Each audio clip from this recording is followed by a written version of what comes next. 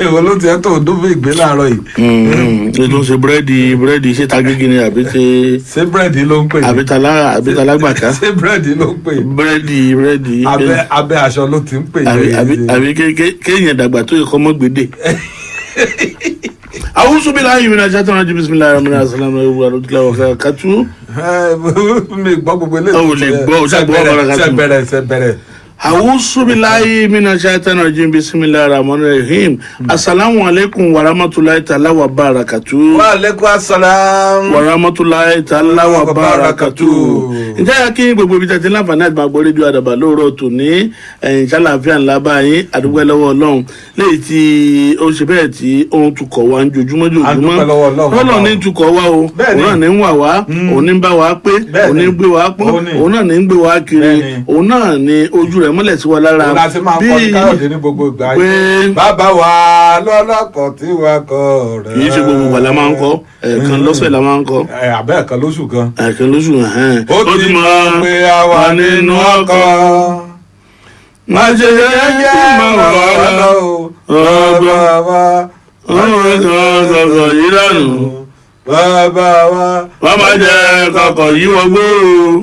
bàbá wa ṣàánú wa o àlà ń bẹ̀bẹ̀.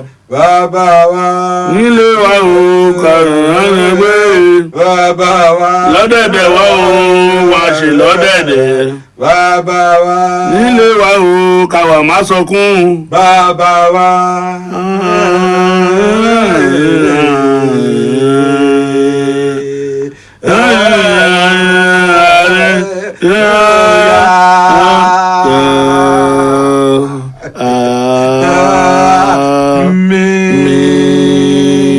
wàláyé àjọ dùrù ẹlẹ́sẹ̀. orí gìtá olókùn gìtá olókùn.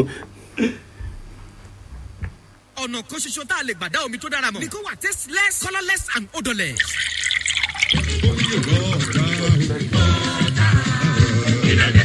WH table water lolúborí gbogbo omi nílẹ̀ yìí.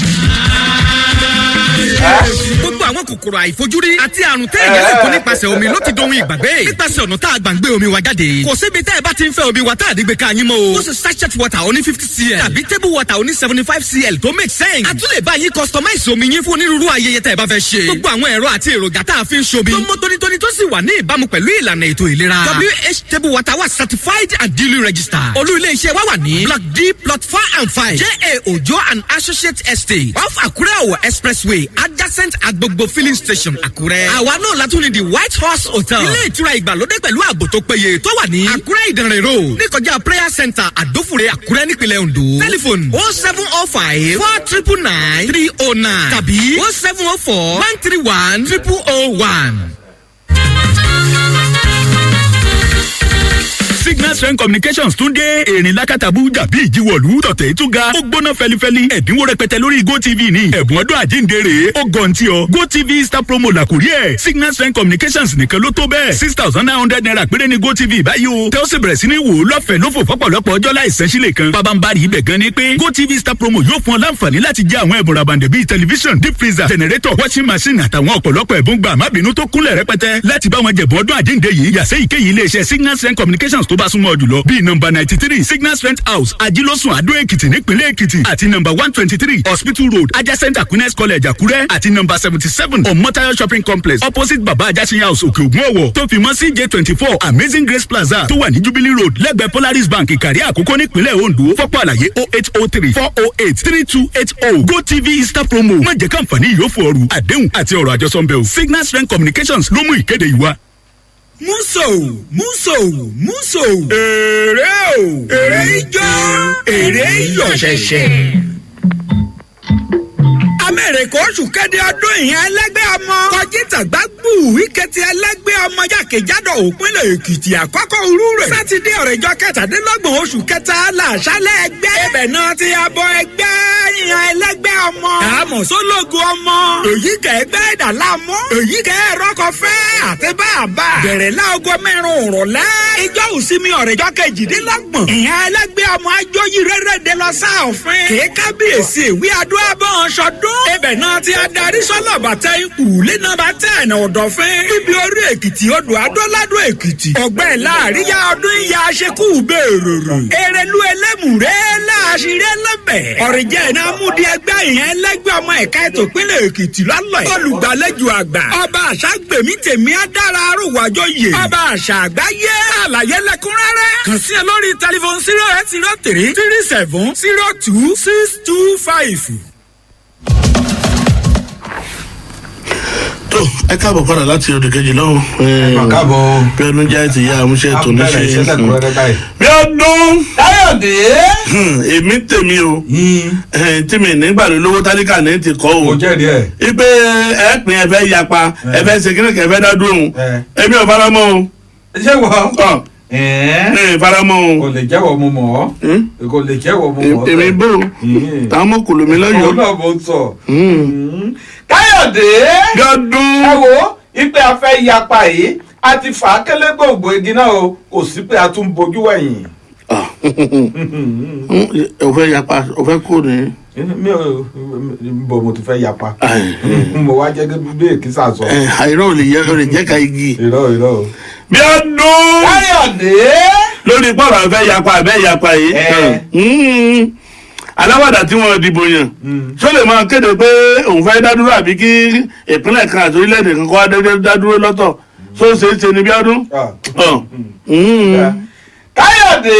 bí ọdún. àní lórí pé a fẹ́ dá dúró yìí kò sí pé bóyá àti ẹ̀ dúnadúrà lórí rẹ̀ àti lọ́tàn ẹ̀yin lẹ́ẹ̀mọ́.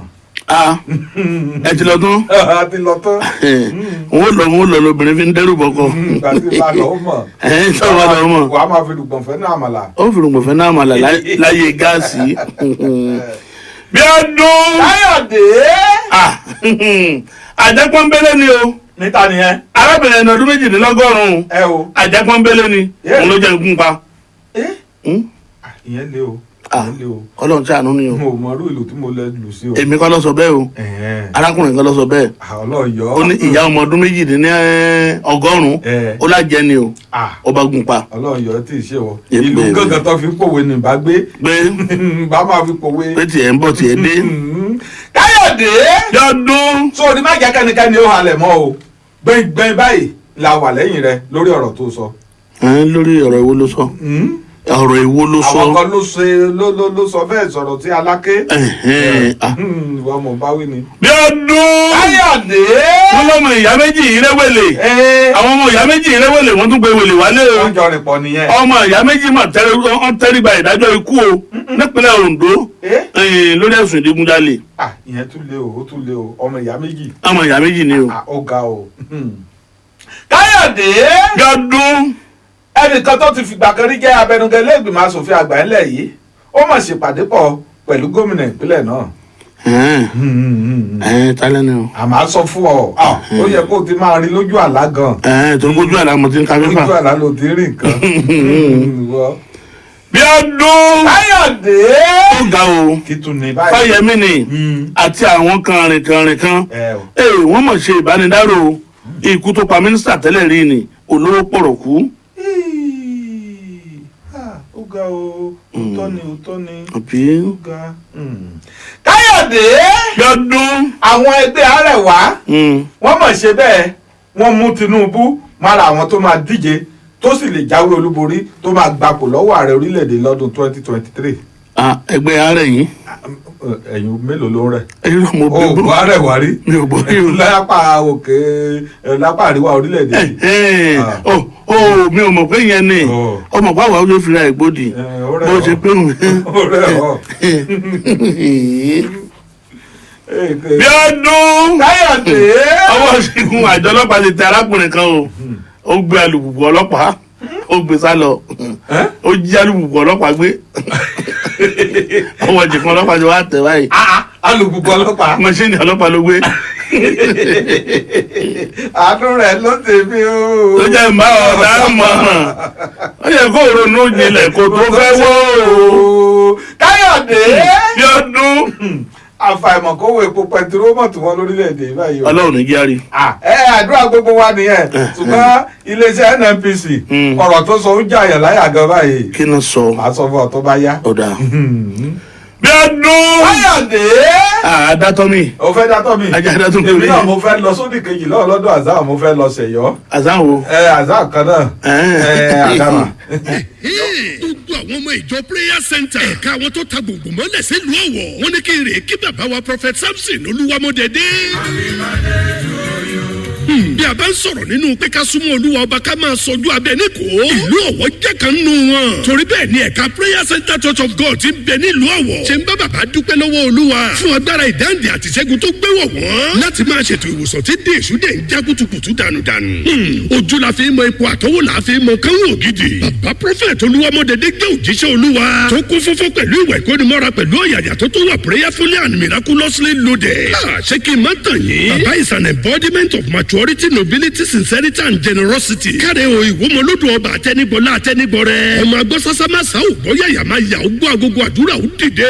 ọjọ́ Sunday 28th of March yìí. ìletò ìsìn ní prayer center church of God àdófùré. lẹ́yìn rẹ̀ sì ní reception máa lọ wáyé ní gbọ̀ngàn dó. gbogbo ọmọ ìjọ prayer center church of God. ẹ̀ka wọn ti bẹ̀ nílùú Ọ̀wọ̀. lóníkà kí bàbá o congratulations sir.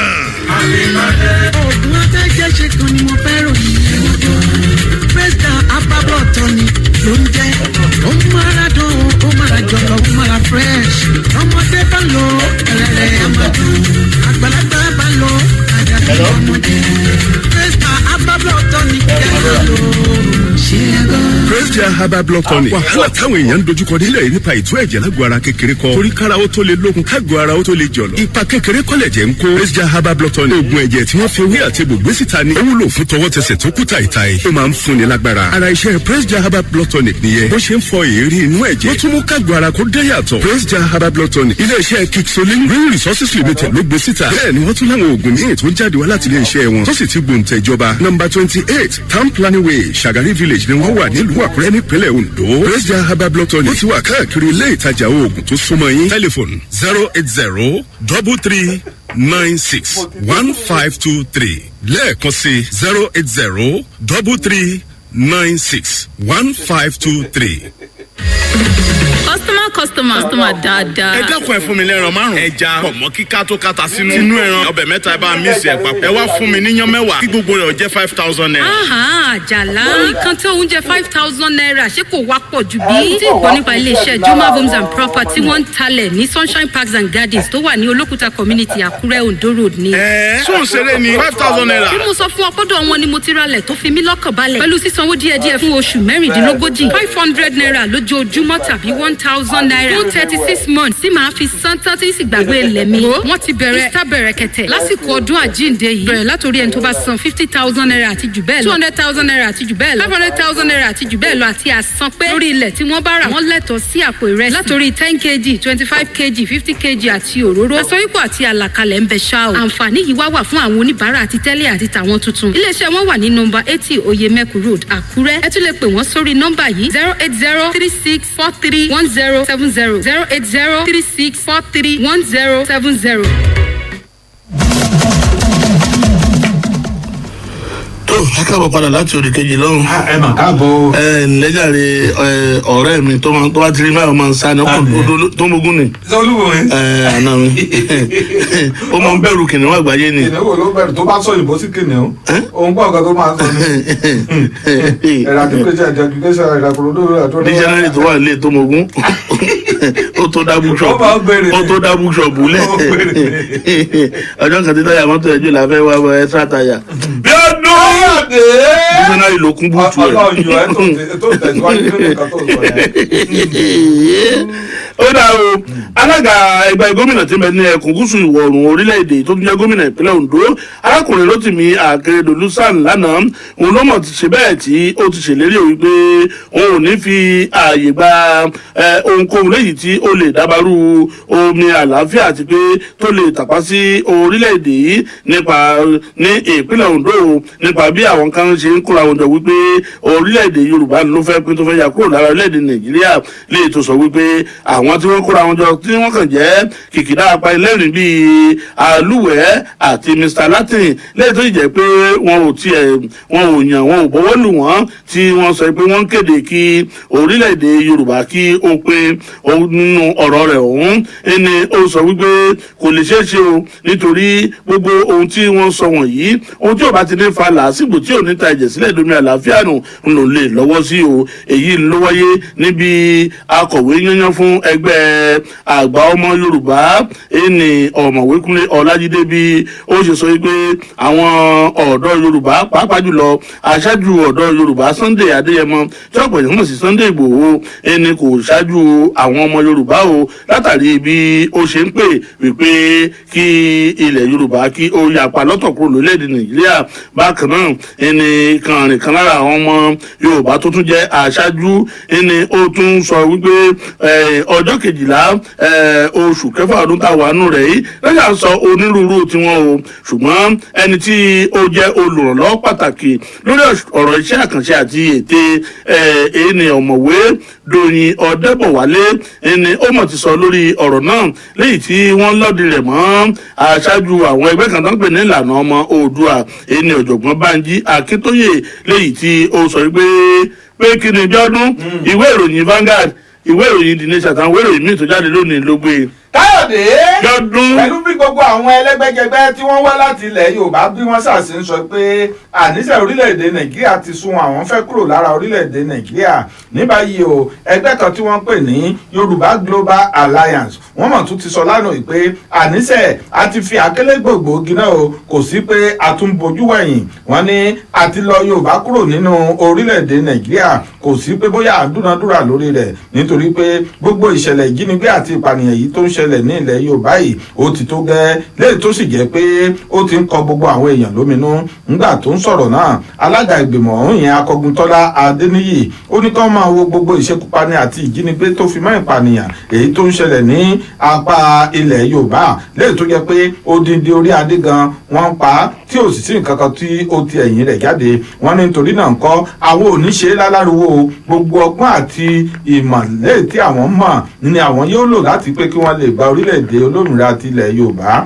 wọ́n ní jẹ́jẹ́jẹ́ báyìí ni àwọn yóò máa ṣiṣẹ́ tó sì jẹ́ pé wọ́n à ní ṣe é lálárúwò nítorí pé àwọn ò kì í ṣe ẹranko ọwọ́ tí wọ́n lè fi mú ẹranko ó yàtọ̀ sí èyí tí wọ́n lè fi mú ọmọ ẹ̀dá èèyàn nítorí ìdí èyí pẹ̀lú ọgbọ́n àti òye tí ilẹ̀ yorùbá ní pẹ̀lú gbogbo gbajúmọ̀lé tí wọ́n sì tún ní ni wọn yóò fi gba orílẹ̀-èdè yorùbá o ẹ̀kúnrẹ́rẹ́ gbogbo nǹkan tí wọ́n sọ ẹ kọjá lọ sínú ìwé ìròyìn Vanguard ká ẹ lọ kà á. lọ́dún káyọ̀dé.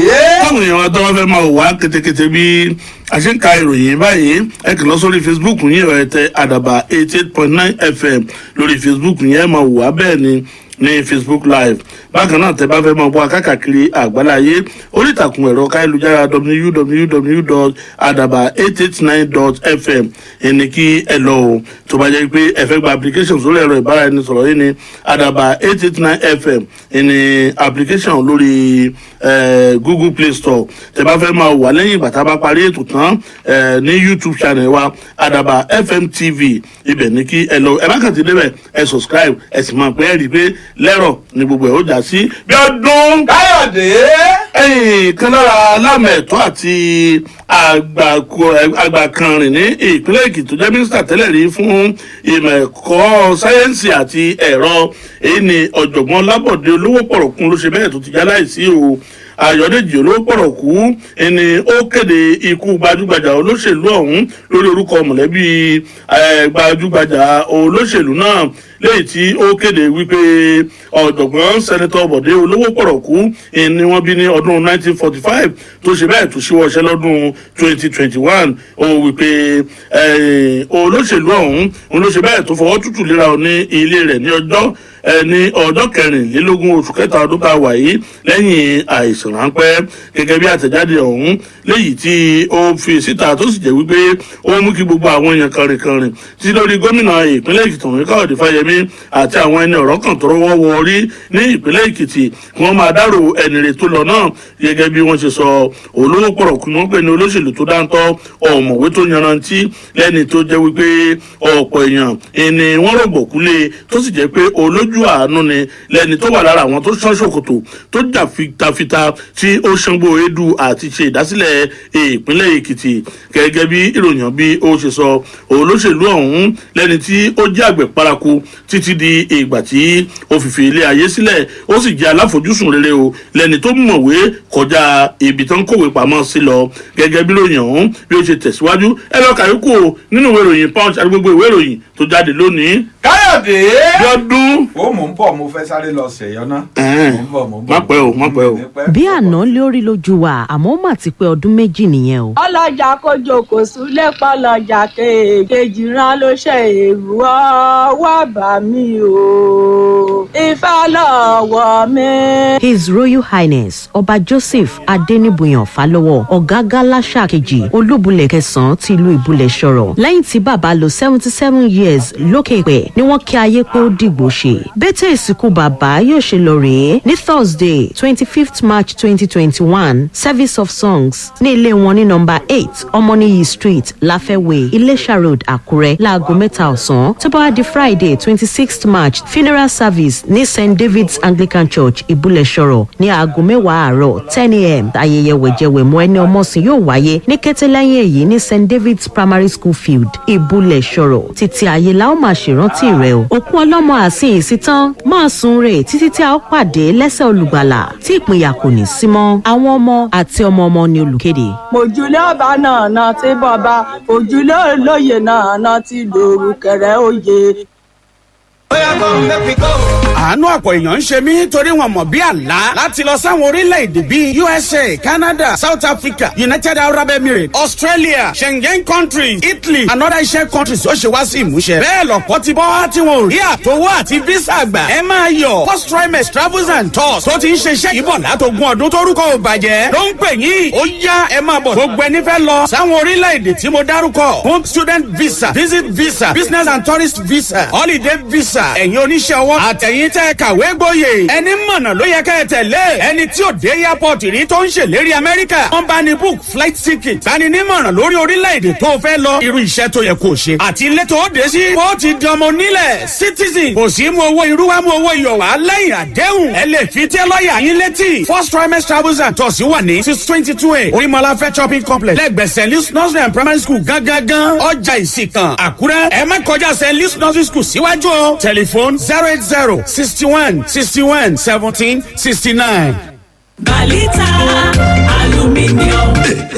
Ilé-iṣẹ́ tó mọ̀ ti fún tẹ̀dọ̀ lórí ọ̀rọ̀ káró òrùlé ká ṣe òrùlé ká kan òrùlé ká gbé òrùlé kalẹ̀ lára òkè lẹ̀ ń gbọ́ yẹn. ìbá ìṣe gébìrì tàbí dọ́mà tàbí kó dàbí pé ṣe ló dé face cap tàbí bẹ̀rẹ̀ tàbí kó yọ bí elétí ajá tàbí kò bí ẹni tí lọ rèé kàròyìn. Balita lálára ọ̀tọ̀ ti ń dára pẹ̀lú rúfin ṣe tí kì í dípàtà tí kì í gbó tí kì í ṣá tí kì í wọ́n tí kì í bó tí kì í gbọ̀n. Ojú ń rọ wàràwàrà tára ń sán gàràgà tátẹ́gùn kù gírì. Kéésù láyọ̀ láì gbáruwo ni. Kódà bó tún ṣe òrùn ló gbóná kìjikìji bí iná. Mr. Mami kan lòrùlé Balita. Irú èyí ẹ bá fẹ́ ni. Bẹ́ẹ̀ ṣe ti long span, Gerard, Ondule, Instep Tiles àtàwọn tó kù bẹ́ẹ̀. Gbogbo èyí tó ṣẹ̀ṣẹ̀ kọ́lé tàbí kápẹ́ntà tàbí contractors. Ẹ máa bọ̀ wá pé Balita fún roofing tó kira tó kidò tó rẹwà. Ní plot 16 block N ní State Industrial Estate. Iléṣà Òwò Express Road beside Road Safety Office Àkúrẹ́. Telephone 091-3114-9733 tàbí 080-3350-6555. Bórí ẹja bá ti bàjẹ́ gbogbo ẹ̀ ló bàjẹ́ yẹn. Òrùlé tó dáa ló máa ń jẹ́ kílé ó wà durable and beautiful. Torí náà ó yá sí Balita aluminium. akínyìnbẹ káàbọ̀ padà o. gbogbo ẹ̀yin olólùfẹ́ wa tí ẹ sì ń ké wa láti Asia, Europe, Canada, London lọ sí Dubai, Malé. adúpẹ́ lọ́wọ́ yín. adúpẹ́ lọ́wọ́ yín àkìyín ẹ̀kọ́ àdótì wa. Bíọ́dún. Káyọ̀dé olórí òní gbàṣẹ rẹ ṣe. àmín. ọ̀dọ̀ mi bí ni ó ti wọlé. irú farabalẹ̀. kò sí farabalẹ̀ kankan. jẹ́ ti rẹ̀ díẹ̀ jẹ́ nù ẹ̀. má rẹ̀ mi jẹ. àwòdà. ìmọ̀ àgbọ̀ nǹkan mo fẹ́ sọ fún ọ. jẹ́ gbọ́ngbọ́n. ó jẹ́ gbà pé pẹ̀lú bó ṣe jẹ́ pé orí adé nìyí Aláké tilẹ̀ gbá ọba Adédọ̀tun Àrẹ̀mú Gbádébọ̀ tó sọ pé ńṣe ni káwọn èèyàn kí wọ́n gba àlàáfíà láàyè o kí wọ́n má ṣe jẹ́ kí ogun ó bẹ́ sílẹ̀ ní orílẹ̀-èdè Nàìjíríà pẹ̀lú báwọn kan bí wọ́n ṣe ń léwájú pé àwọn fẹ́ gba orílẹ̀-èdè Odùduwà orí adé ọ̀hún ó ní àwọn èèyàn ni wọ́n bẹ̀rẹ̀ sí ní sọ̀rọ̀ sí lórí ẹ̀rọ káyélujára tí wọ́n sọ pé ó dàbí ẹni pé ńṣe ni kábíyèsí ọ̀hún ńṣe ló ń tako ìgbésẹ̀ sí Sunday Ìgbòho tó ń gbé láti lè gba ọmọ ilẹ̀ Yorùbá sílẹ̀ lọ́wọ́ àwọn ajínigbé àti àwọn ajínipa èyí gan ni wọ́n fi ń lérí tí wọ́n sì fi ń lé kamọ́ kábíyèsí náà wípé àwọn yóò yàbò ààfin rẹ̀ ṣùgbọ́n ní báyìí o ẹ̀yẹ́ gbà pé gbogbo àwọn orí adé ilẹ̀ Ẹ̀gbá tó fi mọ́ àwọn obìnrin àti àwọn olóyè àti gbogbo àwọn ọmọ ìlú náà tí ń bẹ nílé àtìlẹ́yìn òde ni wọ́n jáde lánàá tí wọ́n sì lọ sọ fún orí adé náà pé gbẹ́ngbẹ́ng ni àwọn ń bẹ lẹ́yìn rẹ̀ o pẹ̀lú ọ̀rọ̀ tó sọ náà wọ́n ní kò sí nǹkan kan tó máa ṣe lójú wọn o nítorí pé ikú kò ní pẹ̀tà lójú ìran wọ́n ní kí kábíyèsí ọ̀hún kó lọ fi ọkàn rẹ̀ balẹ̀ nítorí gbẹ́ngbẹ́ng báyìí ni àwọn ń bẹ lẹ́yìn rẹ̀ nítorí ọ̀rọ̀ tó sọ náà kì í ṣe ọ̀rọ̀ tó burú púpọ̀ jù ẹ wo fún ẹ̀kúnrẹ́rẹ́ ìròyìn ẹ kọjá lọ sínú ìwé ìròyìn Daily Post.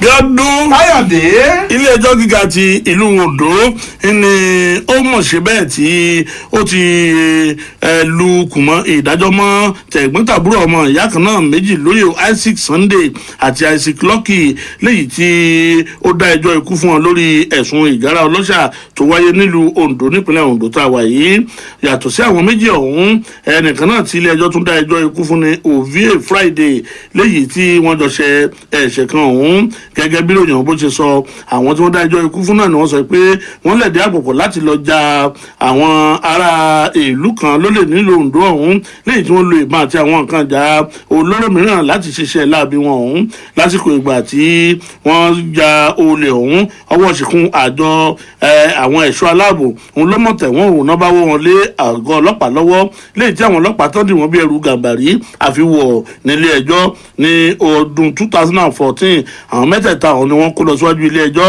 tí wọ́n sì sọ wípé wọ́n jẹ̀bi ẹ̀sùn tí wọ́n kà sí wọn lẹ́sẹ̀ ìgbìmọ̀pọ̀ àti ẹ̀sùn ìgárá ọlọ́ṣà lásìkò ìgbà tí wọ́n gbé ìdájọ́ ọ̀hún kalẹ̀ ní olùpẹ̀jọ́ léyìí tí ẹni tí ó jẹ́ agbẹjọ́rò àgbà ní ilé-iṣẹ́ ètò ìdájọ́ nípínlẹ̀ Oǹdó ọ̀gbẹ́ni Olúṣẹ́gun Akérèdọ́lù léyìí tí ó ṣáájú rẹ̀ òun ló mọ̀ pé ẹlẹ́rìí mẹ́rin ọ̀tọ̀ọ̀tọ̀ tó sì jẹ́ pé ogun tí wọ́n kó sílẹ̀ àṣàdànù kankan ò sínú ẹ̀wọ̀n ẹ̀rí wọ̀nyí o nínú ẹ̀rí máa jẹ́ ẹnìṣó bí ilé ẹjọ́ ṣe gbà á wọlé rèé o ni wọ́n bá sọ pé àwọn mẹ́tẹ̀ẹ̀ta náà jẹ̀bi ẹ̀sùn náà ilé ẹjọ́ ni kí wọ́n kó wọn lọ o kí wọ́n sì lọ ṣe bẹ́ẹ̀ kí wọ́n yẹgi fún wọn títí tí ẹ̀mí yóò fi bọ́ lára wọn ẹ wo ẹ lọ kàyókù nínú ìròyìn Punch, Vanguard, The Nation àtàwọn ìwé ìròyìn míì tó jáde lónìí. Káyọ̀dé Bíọ́dún ọ̀rọ̀ pé a fẹ́ gba orílẹ̀-èdè olómìnira Odùduwà ó mà sí ń tẹ̀síwájú o bẹ́ẹ̀ ni o pẹ̀lú bó ṣe jẹ́ pé gbogbo àwọn ẹgbẹ́ tí wọ́n jẹ́ ọmọ ilẹ̀ Yorùbá tí wọ́n para wọn pọ̀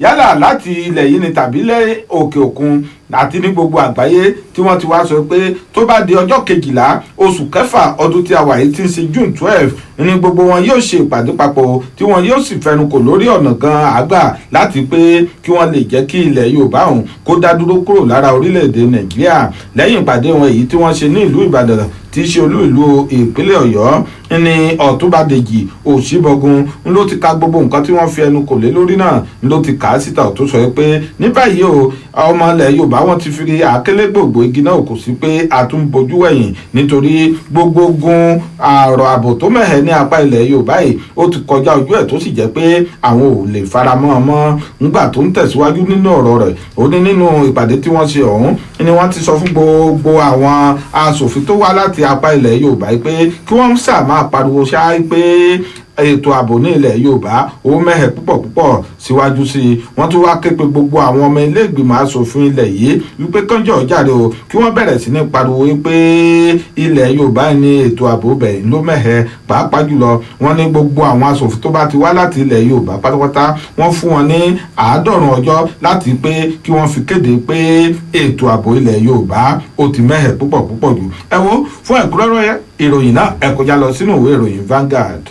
Bíọ́dún Káyọ̀dé arákùnrin kan tó ń pè ní Chinedu Ugwueze náà mọ̀ fi ẹ̀sùn kàn pé ó gún ìyá arúgbó kẹ̀jẹ́kẹ̀jẹ́ ẹni ọdún méjìdínlọ́gọ́rùn-ún 98 tí wọ́n pè ní òyìnbó ògidì tí ó ṣe bẹ́ẹ̀ tó gún nínú ilé rẹ̀ títí lójú ikú o. ilé ìyá arúgbó tó wà ní Òvòkò níjọba ìbílẹ̀ gúúsù Igboeze nípínlẹ̀ Enugu ìlúmọ̀ tí wáyé ò léyìí tó wá fẹ̀sùn kan ìyá tó gún náà wípé ìyá òun lájẹ́. Ugwueze nínú ọ̀rọ̀ ìjẹ́wọ́ rẹ̀ léyìí tí ó ṣe bẹ́ẹ̀ tí ó kọ sílẹ̀ tó sì fà lé ọlọ́pàá lọ́wọ́ ló sọ pé arábìnrin arúgbó kẹ̀jẹ́kẹ̀jẹ́ òun ni ó fà á tó fi jẹ́ wípé òun fi ní ìfàsẹ́yìn àti wípé gbogbo nínú ìlú ọ̀hún òun lòun ò fi bẹ́gbẹ́ pé tó jẹ́ wípé wọ́n bá òun jà láti inú wa. nígbà tó sọ ó ní ìgbé ayé òun ló rú òun lójú òun ní ìdílé tóun fi ó kàn kéjì láti lọ rí i pé òun yọ ilé ayé lẹ́mìí ìyá náà kóun ó ba lè làlùyọ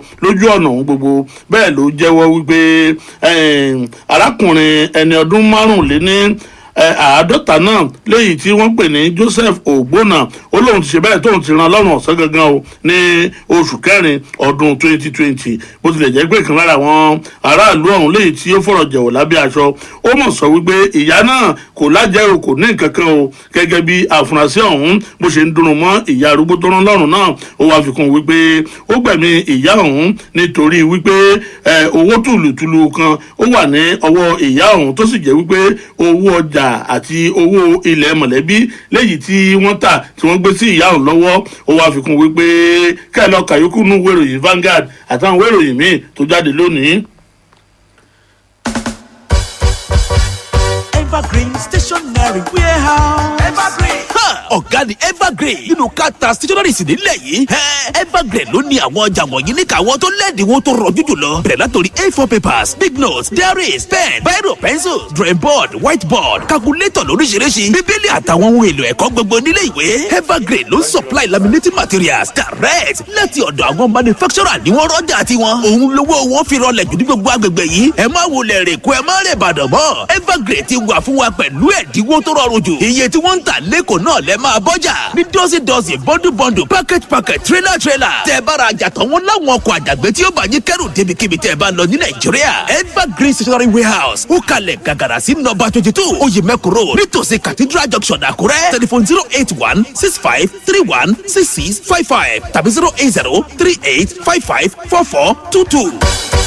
Evergreen Stationery Warehouse ló ń ta ọjà tó quality jù pẹ̀lú owó tó rọlẹ̀ jù. bá a ṣe ń bímọ sáyé tán káàkiri ní kú èkó ibùsùn uniform bẹ̀rẹ̀ láti fún orí tán láti gba ìkókó títí darúgbó kẹrẹlẹ ibùsùn uniform ibùsùn gidi. tó bá jẹ́ ti ká sùnrùn ayọ̀ ká tún lára ìṣẹ́gun èmi ò máa rí irú uniform gidi.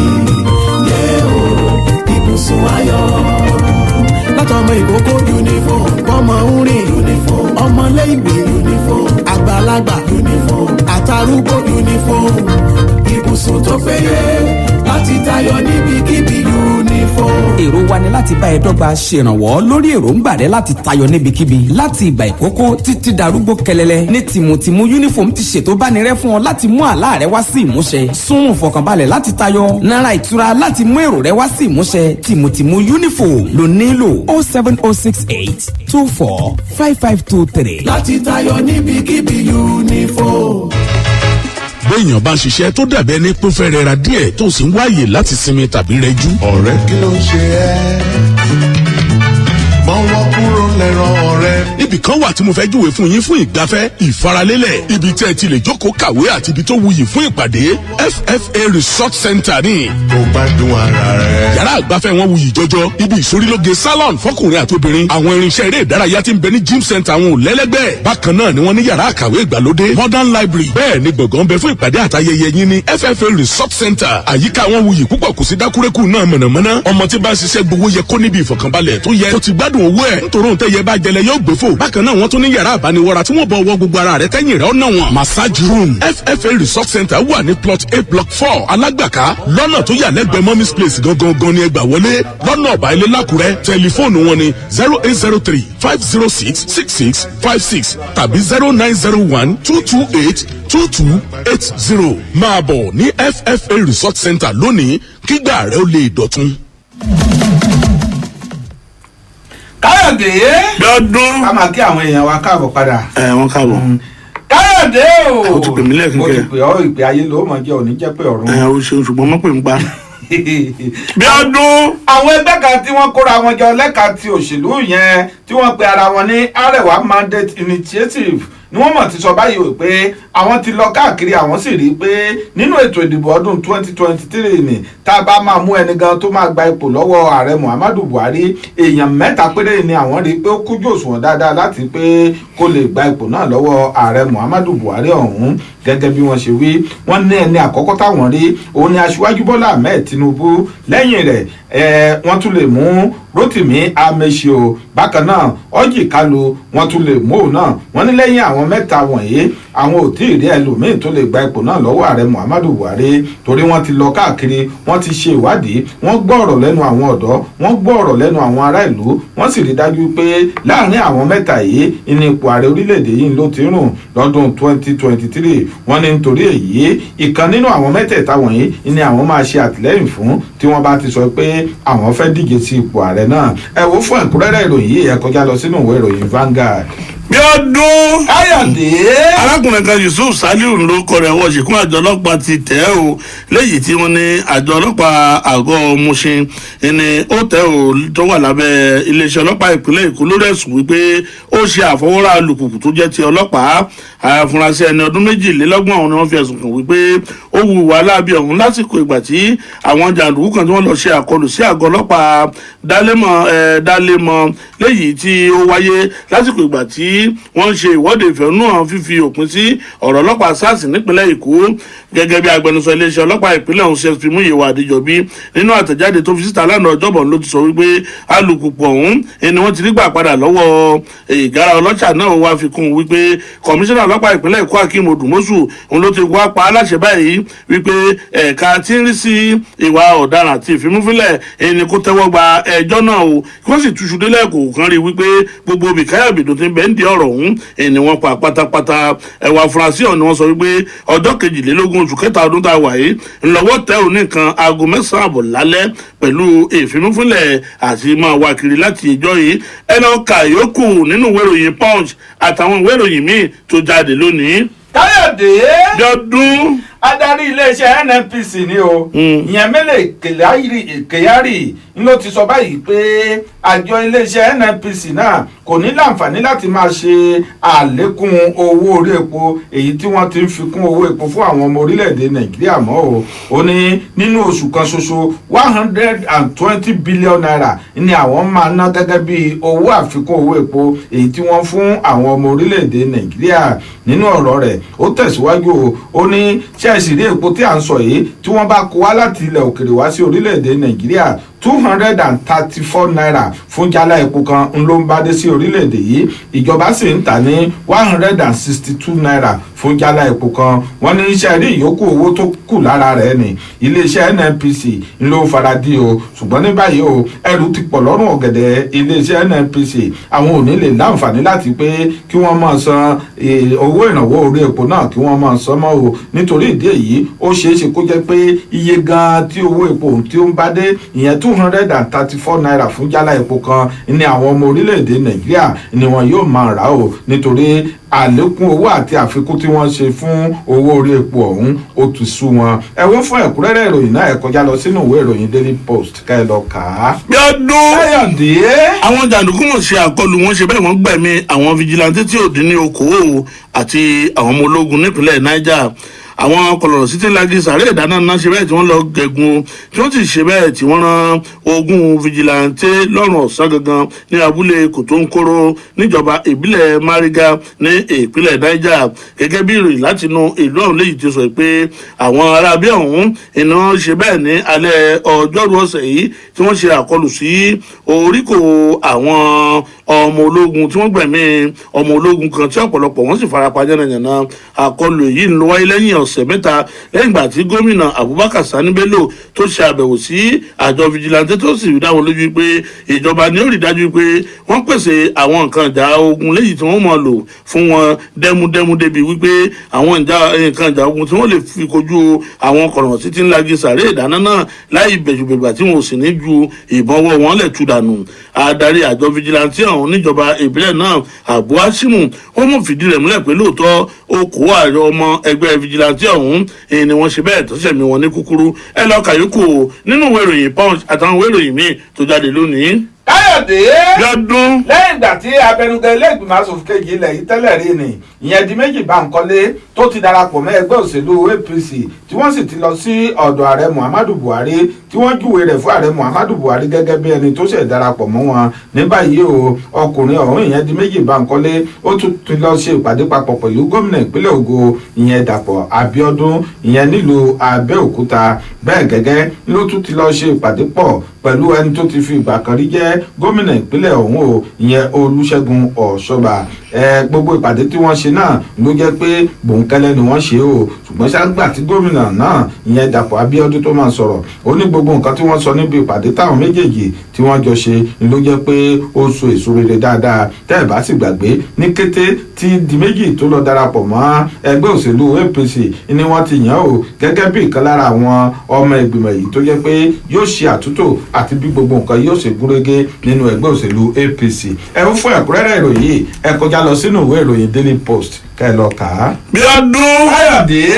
nítorí àkókò wa ká máa rẹra wa jẹ débi tá a rẹra wa tà ká tún máa rẹra wa sọ síná bẹ́ẹ̀ ni a fún àwọn èèyàn wa láǹfààní láti bá pẹ̀kẹ́lu ọ̀rọ̀ kan èyí tó tún jà lẹ́rìn-ín ní orí ètò yìí kó tó di pé a ṣe ojú òpó òun bí ọdún yá dátọ́mìnà tàbá padà dé.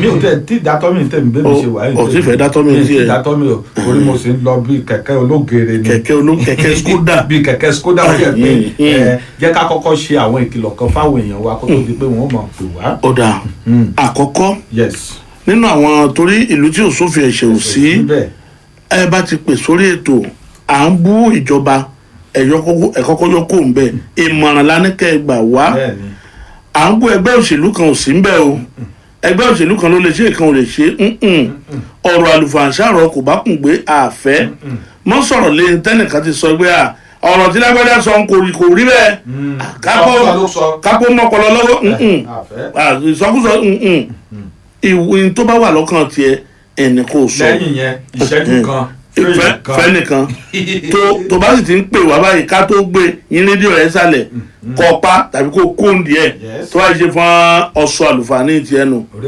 ẹlòmíín wọlé nù. ìyẹn àkọ́kọ́ nìyẹn ó yà ń pe àwọn nọ́mbà kan tó máa pè wá sí. àti sọ tí aṣọ lé lórí wọn ní ìjà sọmọ. kọ́kọ́ pe nọ́mbà yẹn. bíọ́dún. nígbà tó bá mọ̀ nǹkan tó máa sọ̀rọ̀ lé lórí sí wọn mọ̀ pé. àwọn èèyàn mọ̀ pé wájà sọ tá a fẹ́ sọ. àfọwọ́ wa dé tiwa.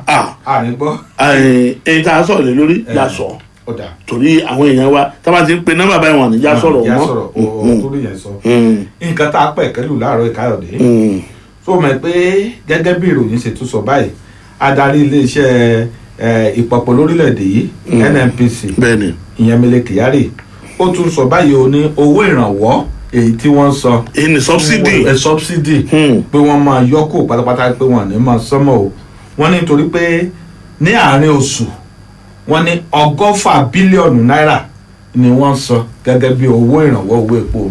120 bílíọ̀nù náírà náà sọ lóṣù kan o ó ní tó bá máa wá sírò ẹ̀ lọ́dún kan máa wo iye tó máa jẹ́ ó ní torí ìdí èyí ó ní ẹrù ti pọ̀ ó ní sẹ́ẹ̀sì rí ó ní owó tí owó epo òun tó ń bá dé sí orílẹ̀-èdè Nàìjíríà ó ní 234 náírà ní fún jálá epo kan ìjọba sì ń ta ní 162 náírà fún jálá epo kan ó ní yòókù àwọn ni wọ́n farada ó ní wọn ní farada mọ́ o bó lọ̀rọ̀ ṣe rí lójú àwọn èèyàn wa báyìí ṣé ń gbà tó bá gbé owó yìí tó bá tún gbé lọ sí 234 náírà eléyìí tá a sì ń jẹ lẹ́nu láti kígbe lé 72 náírà lọ́wọ́ àwọn gorí àwọn ẹ̀rọ àbí òun mọye tó tún máa gorí ẹ̀ báyìí ṣé nǹkan ò tún ní máa lé koko àbí yóò túbọ̀ jẹ́ kí nǹkan kó gúnrégé. èyí tó lè tẹ́lẹ̀ àfomi tútù sí àfomi gbóná sí ó tún tabọ̀n bí àwọn funfun ó ló lè sí o. àwọn tabọ̀n ní o. ojú òkúta ẹ pè wá sí tẹ́ bá fi dá sọ̀rọ̀ yìí 081 62 51 9991 081 62 51 9991 àti 090 81 77 8793 090 81 77 8793. orí ẹ pé orí ẹ pé káyọ̀dé ayọ̀dé àgbẹ̀dìwà òdi. ẹ máa pé bàbá mi kárọ̀ sà. ẹ ṣeun. orúkọ mi ni wòlíì david solomon ẹ̀mí bẹ láti ìlú ọ̀kà àkókò. mo gbà ní àdúrà ní orúkọ jésù ẹ ò ní ṣìkà ẹ ò ní ṣe sọ. àmín. tó kókó àwọn ẹ ti sọ àwọn kókó ọ̀rọ̀ bọ̀tọ̀ ọ̀rọ̀ ààbò yìí ní orílẹ̀-èdè nàìjíríà. ohun tí mo ń gbà ní pé kọ́lá kò fi ààbò rẹ̀ kù wá torí pé gbogbo àwọn kàkà tí à ń gbọ́ gbogbo bó ṣe ń ṣẹlẹ̀ yìí mo dẹ̀ máa pé ní orúkọ jésù mo máa já síbi rere ẹ kóòtù bàbá mi ó dà wọ̀ sà. ẹ ṣeun bó tẹ̀ jẹ́ pé ọ̀rọ̀ ìrànlọ́wọ́ orí epo la sọ̀rọ̀ ní káwọn èèyàn bá wa dá sí iléeṣẹ́ nnpc sọ pé wọ́n fẹ́ yọwọ́ ẹ̀ kúrò. bí ọdún. ayọ̀dé. ẹ mọ̀ kó ojúmọ́ o. ẹ kú ojúmọ́ sá o. ẹ ṣeun. ẹ kú iṣẹ́ olúwa máa ràn yín lọ́wọ́. àmín o. orúkọ mi ni ọba jerusalem láti ìlú ọ̀rẹ́. àfẹ́ ọ̀rọ̀ epo nàìjíríà yìí ó sú àwọn ènìyàn náà kọ́lọ́n kó bá wa tó ni. ẹ̀bẹ̀ la máa bẹ̀ àwọn ìjọba kí wọ́n bá wa wá ọgbọ́n dá sí ọ̀rọ̀ epo náà kí gbogbo ẹ̀ kó lè rí bó ṣe kó rí bó ṣe jẹ́ nìyẹn o. ẹ ṣe o àdúpẹ́ o ẹ ṣeun. ẹ kú bá wa dá sí. 0816251 9991 090817793. káyọ̀dé. àmọ̀ kó ojúmọ́ o. àìkú ojúmọ́. ẹ ṣe o. orúkọ tèmi ni ayọ̀mídé láti ìkẹrẹ́. láti ìkẹrẹ́. láti ìkẹrẹ́. ẹ jẹ́ bá wa túbọ̀ bẹ àwọn ìjọba wa yìí ní ọ̀rọ̀ epo náà kán bá wa dọ́gbọ́n sí ẹjọ́ orílẹ̀-èdè yìí ò ní dàrú. àmín. káyọ̀dé. bí ọdún ẹ ṣeun. ẹ ṣeun. àdúpẹ́ o. 09081 77 8793 0908177 8793 08162519991 bí ọdún sórí ọ̀rọ̀ ìrànwọ́ owó orí ẹnìkan mọ̀ wà lójú òpó. bí ọdún káyọ̀dé. ẹ kojúmọ́. ẹ kojúmọ́ sà. ẹ ta ló ń pè láti bò. akínsànyà ni láti ìlú ondo. ẹ ṣeun. ẹ kó àtàrọ. ẹ ṣeun. ọlọ́run akùnrin lé lórúkọ jésù. àmín. nípa ọ̀rọ̀ ti epo yẹn èyí tí a sì ń jẹ lẹ́nu kò tí ì kàn mọ́ a tún fẹ́ fi 72 naira kún ẹ̀bẹ̀ náà ni a máa bẹ̀ wọ́n nítorí pé gbogbo ibi tí agbára bá wà ọmọ ọlọ́bẹ̀ ó máa ń bẹ̀rù ẹ̀bẹ̀ la máa bẹ̀ wọ́n pé kí wọ́n fi ojú rere kọ́ fi wo gbogbo àwọn ọmọ orílẹ̀-èdè nàìjíríà kó má jẹ́ kí a kú sínú wàhálà tí a ń bá lọ ọlọ́run á ran orílẹ̀-èdè nàìjíríà lọ́wọ́ ètò yóò ní bàjẹ́ lórúkọ ọlọ́run bí ọdún. káyọ̀dé. ẹ ṣeun ọ̀gbẹ́ni akínsànyà láti òdo ẹ ṣeun. kí pèmí tó wọlé òun gbọ́dọ̀ kan bọ̀ lẹ́ẹ̀kan. ìpèmí tó ti rà gbó tó ti rápálá wọlé ni o. bí ọdún. káyọ̀dé. ẹ kú ojúmọ́ o. kí ló kọ́ ní. ló ń sọ̀rọ̀ látàkúrẹ́. ẹ ṣeun. nípa ọ̀rọ̀ epo isa. hello. àwọn yìí kétékété. nípa ọ̀rọ̀ epo yìí orílẹ̀-èdè yìí ó fẹ́ ọlọ́run má jẹ́ kó gbaná o. kò lè gbaná lágbára ọlọ́run. nígbà tí a bá tún fẹ́ lọ ra epo ní 250. à ń sọ̀rọ̀ pé nǹkan le ṣé gbogbo nǹkan yẹn fẹ́ dẹ̀bẹ̀ yẹn ní sà. gbogbo ilé tọ́nà fẹ́ fi ṣe rìfánárì wọn fẹ́ fi ṣe gbogbo ẹ̀ wọn ò ṣe jẹ́ kán kówó yẹn kán kó fún àwọn aládàáni kán bá wa ṣe kán wá dùn fà ẹ̀ fún wa owó yẹn báyìí ṣe náà máa wéèsì ẹ̀ dànù kọ́lọ́n kó ṣàánú wa o. ẹ ṣe o ẹ ṣe sà. ẹ ṣeun. kan kó owó yẹn fún àwọn aládàáni. kan jẹ́ kan tú rìfánárì wọn ṣe. ọ̀dà. bí ọdún. ayọ̀dé. àmọ̀ kó ojúmọ́ o. ẹ káàárọ̀ sà kó ètò. ẹ ṣeun. ẹ jọ àmọ̀ràn mi lórí ọ̀rọ̀ owó epo yẹn ni mo fẹ́ sọ. à ń gbọ́ yín. a fẹ́ kí a máa gba ìjọba níyànjú pé wọ́n kúkú kọ́ rìfáínárì míì kí gbogbo nǹkan yìí kó lè dẹ̀rọ̀ kó mọ̀ sí pé bóyá wọ́n tún ń lọ òkè òkun lọ fọ epo òun ló fa ọ̀rọ̀ pé kí wọ́n máa fi owó kún owó orí ìrànwọ́ epo tá à ń pè ní subsidy. Tábà kúkú kọ́ rìfáínárì míì bíi ti Dangote bójọ́dún 10 ni bójọ́dún 4 ni tàbí 5 náà fẹ́ fi kọ gbogbo nǹkan á lọlẹ̀ àmọ̀ràn mi sí ìjọba nìyẹn ó dà o. ẹ ṣeun bí ọdún bá tẹ wàá kásẹ̀ rẹ̀ rọ̀ arákùnrin tó ṣe pè tẹ́yìn ó ní kí wọ́n kọ́ rìfáínárì míì àyàngbé ajádùn lóòótọ́ bí ọdún ṣùgbọ́n kí làá jẹ kájọ tó bẹ̀ torí rìfáínárì ṣe tá a lè kọ́ láàrin oṣù 6 ọdún kan sáà ní lo epo kó tó dìgbà yẹn ọ̀rọ̀ ìrànwọ́ orí epo yìí nǹkan mọ̀ ní. èyí tó sọ pé wọ́n fẹ́ túnṣe nílùú Port Harcourt gan àwọn èèyàn ń gbé mú pé wọ́n sì sọ pé owó wọn pọ̀ àbí wọn ní ká yọ òrùlé kúrò ká yọ fèrèsé kúrò ẹ mú jẹ kí jì ó jalè kí ni jì gan ó jà tí ó bá jalè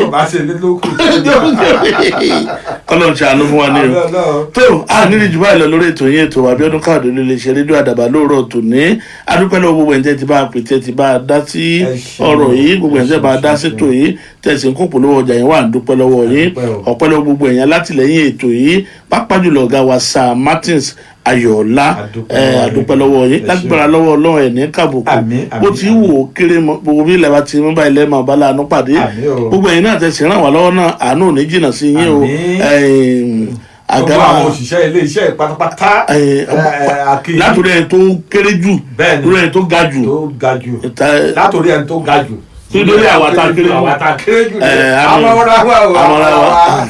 àtàkéré jù rè àtàmì lódì kejì lọ́hùn àfẹ̀rọ̀yàwòrán ọ̀rẹ́ náà wà bẹ́ẹ̀ ife àṣùkú àbí ife àṣùkú bíáó náà wà lódì kejì lọ́hùn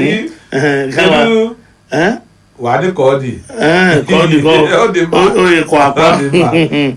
ǹjẹ́ títí di ọjọ́ ajé tátùjọ máa wọ́ra wa wá sórí ètò tátùjọ pàdé lórí ètò yìí ètò wa.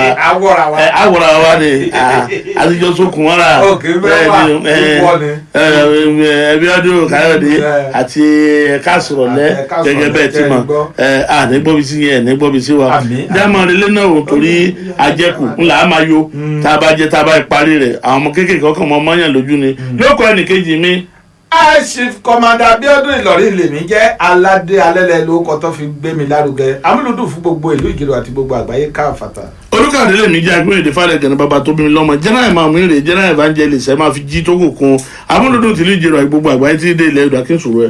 mo fẹ́ béèrè pé bọ́dá ti ṣe birthday lọ́pẹ́ ọ̀sẹ̀ yìí. tó ti ṣe birthday ti last week ẹ mọ̀ pé ọ̀dọ̀ ọ̀gá la lọ. ń bọ́dá tó ti ṣe lọ́sẹ̀ báyìí. ẹ jọ gbogbo ẹni tó wá ń ṣe birthday. ẹ pè wá ká lè níbi tá a ti jẹ oúnjẹ òpin ọ̀sẹ̀ yìí à ń lọ náà nà.